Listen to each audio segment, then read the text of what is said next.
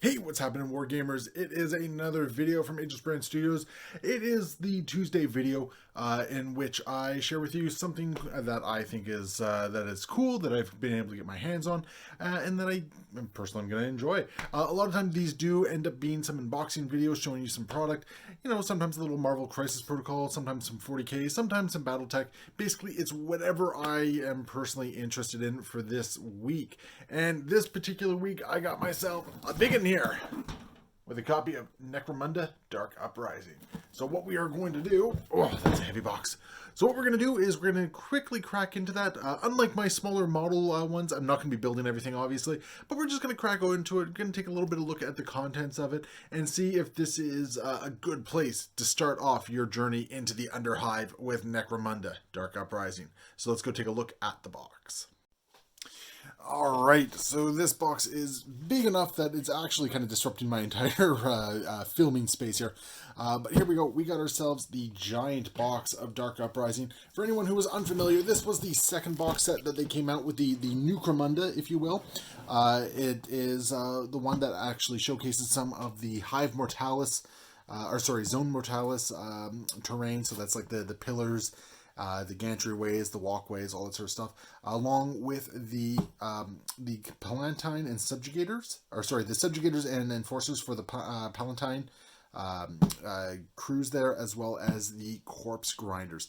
And they are absolutely beautiful looking models, as we are going to take a look and see here.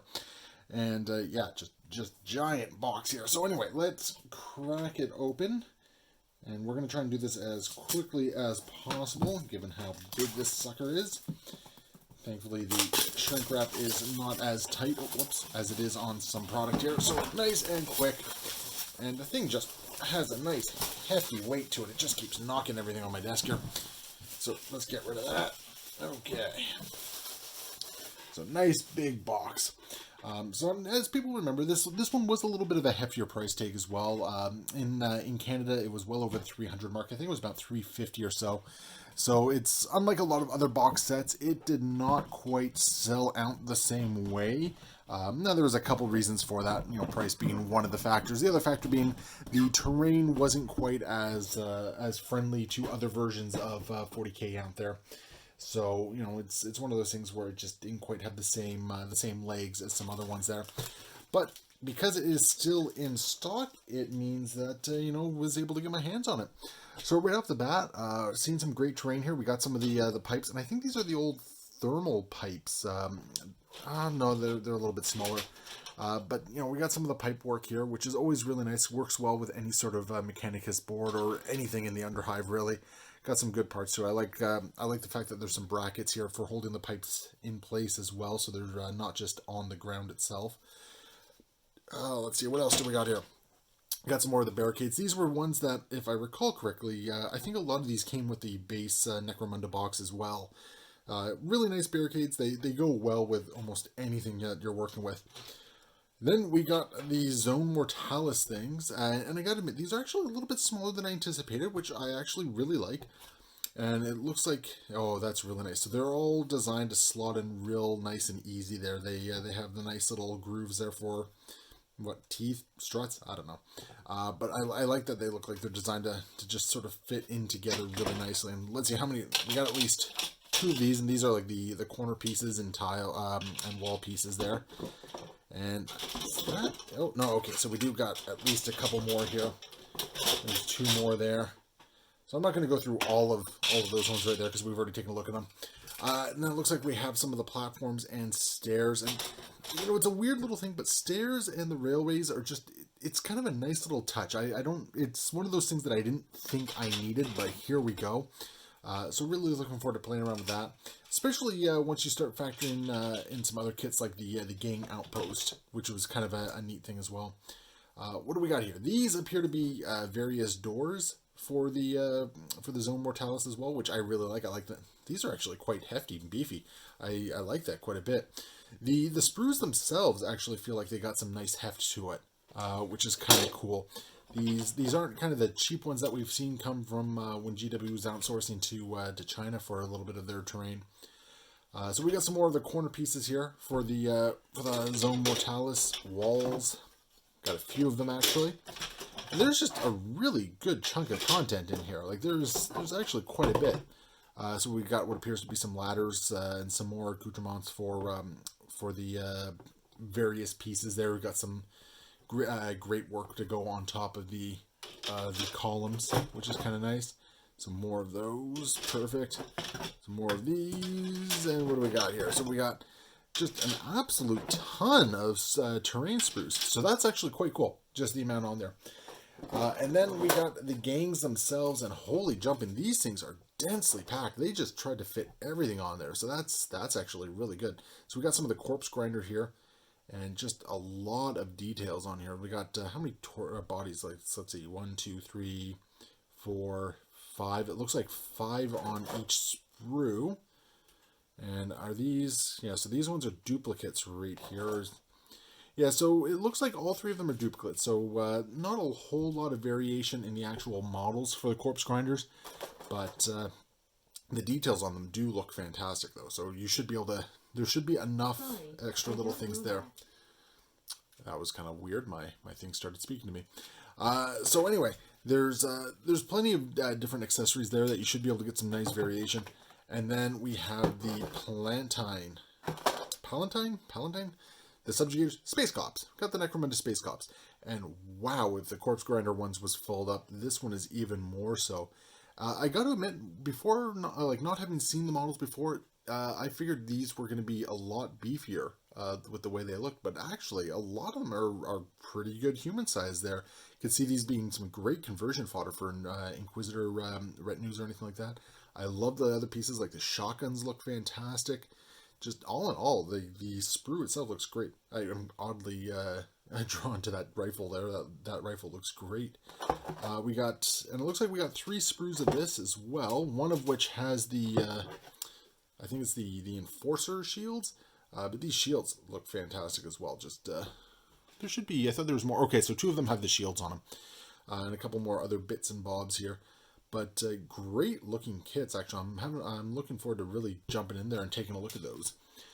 So we got some of our artwork. A lot of the box sets have been coming with these things lately. On the back, it kind of gives a rundown of all the different gangs that there are kicking around here.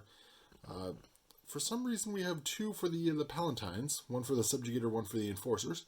And I don't know if these books up here are still relevant or not. I don't think they are. I think they've been replaced at this point.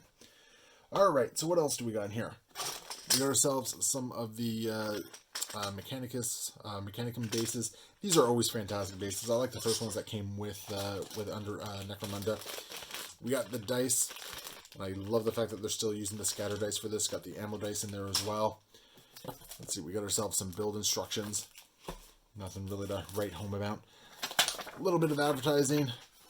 Oh, the templates. Gotta love the templates. I'm glad that they're gone from 40k standard, but I'm happy that A-game still uses them. Because the templates are always a lot of fun, just not in a mass style game. So let's see, what else do we got here? We got the various cards here. So this is for campaign. I imagine there's probably some other cards in here as well. But that's one of the great things about Necromunda. You get to build your gang, kind of do a whole campaign on it, see how they grow and thrive, and just generally see what happens and create your own stories. I have to say, it's a little disappointing that it's not some of the hard cardboard mats here. Instead, it's, what is this material? Is this... This feels almost like a... I don't know, is it a plastic? I don't know if this is a plastic or if it's a different type of material. Maybe it's a vinyl. It's just kind of a shame, like, this one just feels a little flimsy. I feel like this is kind of just their attempt to get you to buy the actual hard plastic Zone Mortalis boards or tiles. Even cardboard would have been really nice.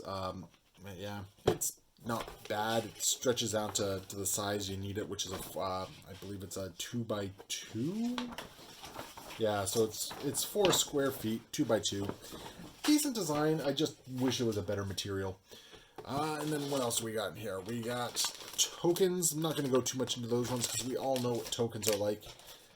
And then it looks like we just have a nice little built-in plastic ruler there. We got some decals for It looks like the corpse grinders, and oh yeah, so we got the corpse grinder stuff on one side, and then we got like really tiny serial numbers that we can put on the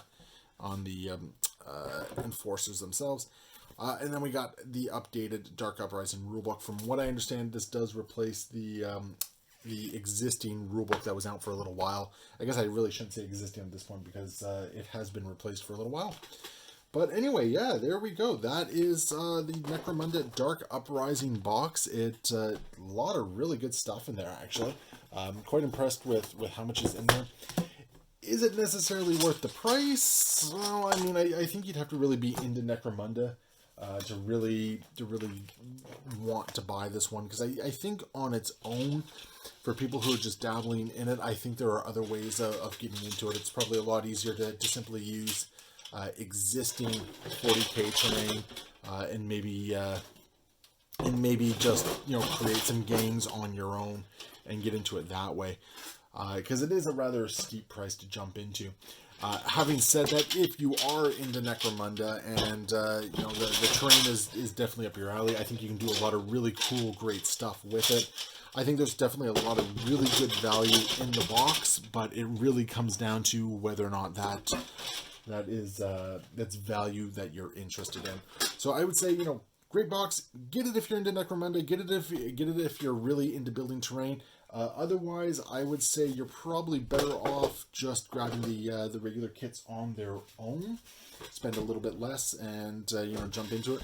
But either way, I'm really looking forward to cracking into this a little bit further, getting some gangs built, and trying to get some cool terrain built. So anyway, that is the video for this week. Thank you so much for watching. If you guys enjoyed it, be sure to hit that